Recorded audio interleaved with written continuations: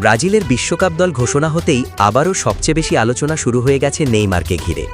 অনেকেই ভাবছিল চোট আর অনিয়মিত খেলার কারণে হয়তো এবার আর দলে জায়গা হবে না, কিন্তু শেষ পর্যন্ত আনচেলত্তি আবারও তার ওপরই ভরসা রাখছে। মানে বোঝাই যাচ্ছে অভিজ্ঞতা আর বড় ম্যাচে প্রভাব রাখার ক্ষমতাকে কোচ এখন সবচেয়ে বেশি গুরুত্ব দিচ্ছে।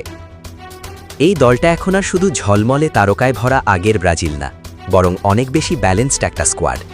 ভিনিসিয়াস, রাফিনিয়া, রদ্রিগোদের মতো তরুণ তারকা আছে, আবার কাসেমিরো, মার্কিনিয়স, দানিলোর মতো অভিজ্ঞ খেলোয়াড়ও আছে।